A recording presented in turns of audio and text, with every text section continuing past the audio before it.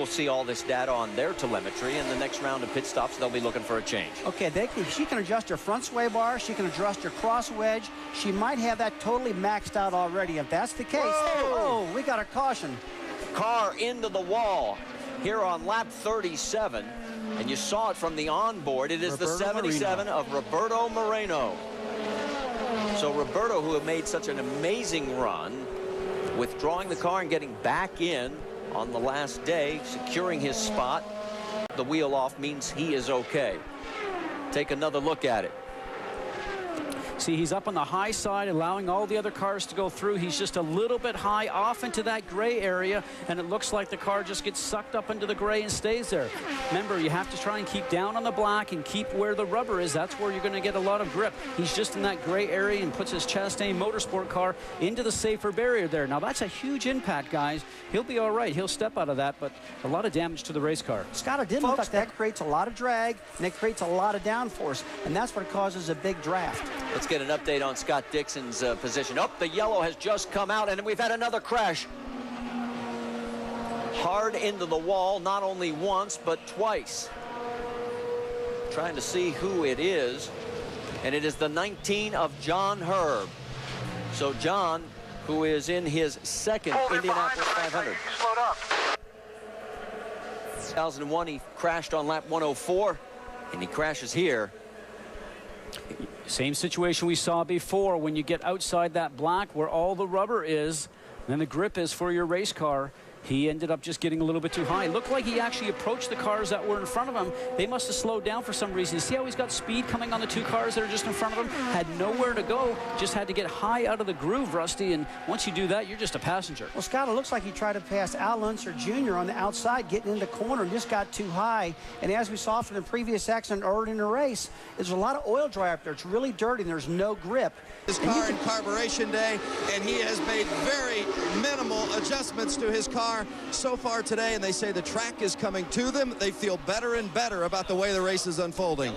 We've got another crash, and it is Milka Duno on lap 65. Milka was running in 27th position, had gotten as high as 23rd, but her day is over here in her debut at Indianapolis. Of the car.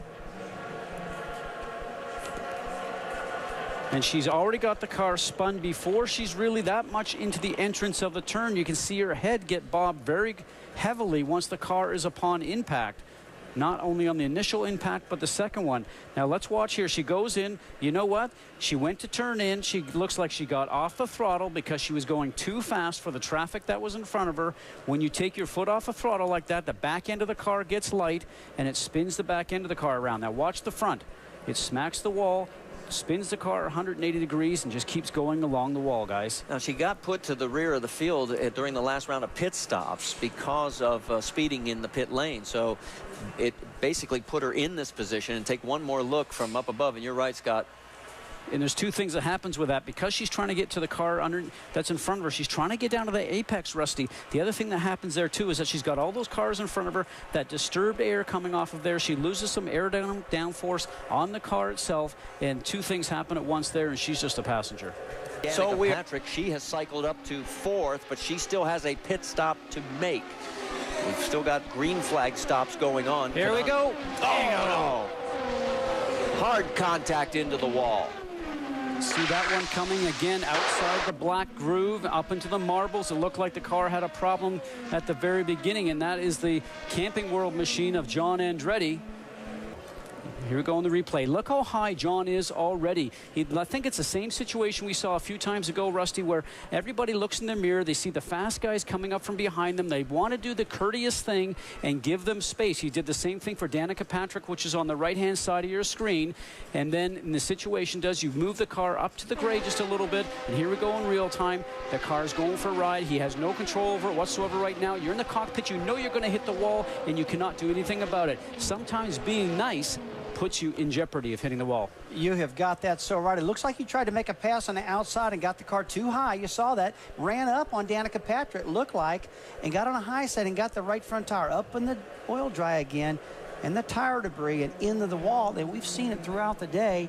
if they're in or a little too high, that second lane, Marty, like we talked about earlier, like you brought up, it's just not there and hasn't been there all day. The sitting duck, guys. You got the car up front pushing the air for you. You take advantage with the draft. Off he goes. Danica Patrick's also having a look. And fourth there is Vitor Mira. So many times a second place finisher. And right behind him, the 27 of Dario Franchitti. That is our 18th lead change. The yellow is out as we've got a problem in turn number 1. Another car hard into the wall, and that is Phil Giebler, the Indy Pro Series graduate, started 33rd in the field, had got all the way up to 20th, and now his day is over. And Tony Kanaan now takes over the race lead. Take another look. Oh, so many cars actually going into the turn. Remember, all those cars in front are making just a lot of turbulent air for him on a restart. The tire's a little bit cold, probably not enough grip on the car. Could have driven it in just a little bit too hard, but the back end swapped ends, much like we saw with Milka Duno, and the car goes up into the safer barrier on the outside of the track. Riding along now with Dan Weldon. Let's have a look at his view as he goes in through turn 1, and Giebler was the car directly in front of him. You actually heard Dan get off the throttle. Probably noticed just a little bit of looseness in Giebler's car directly up in front. And talking about Dan Weldon, he's all the way back. Boy, you can hear the engine. He downshifted that baby. Whoa. Caution on the racetrack as the yellow has come out. We have another crash, and it is Marty Roth as he has tagged the wall here on lap 150.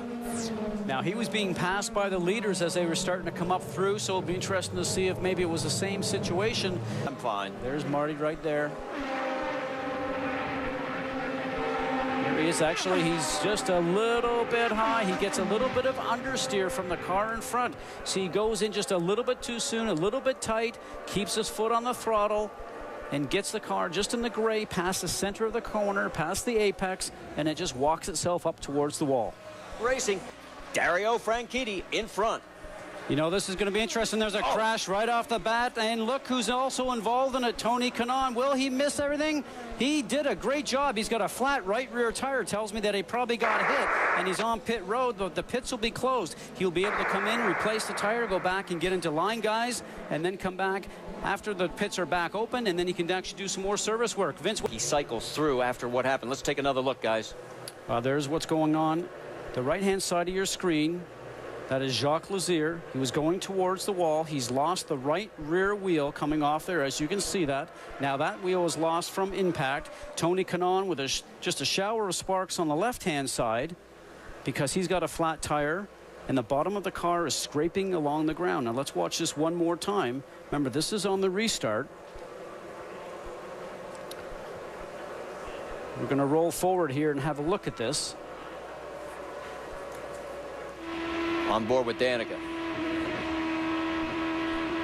Remember, starts and restarts are always a dangerous time, and boy, does she dodge a bullet. Dan Weldon. See, as a driver, you can see things happen in front of you. Weldon does a wonderful job of avoiding Tony Kanaan's spinning car. And as a driver, Rusty, you know that it's not something that you look at and make a decision.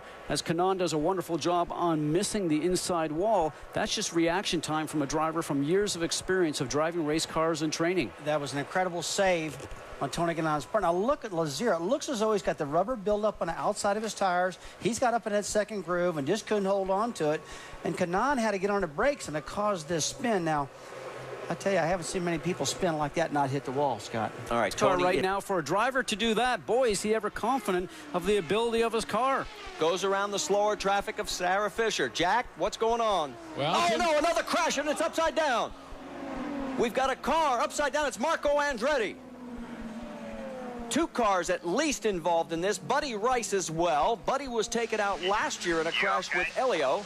This year, a crash with Marco. We take another look at it. A lot of cars in the back, everybody weaving back and forth. And there you can see Marco Andretti went from being on the right-hand side of the track for us and started to move across and ended up starting to catch some wheels, probably with Buddy Rice, Rusty. And that was enough to actually start the chain reaction for the cars crashing. Well, Scott, I want to see this replay again because it looks like he got across the front of a red car back there. I don't know exactly who that was. Let's take a look at this one more time.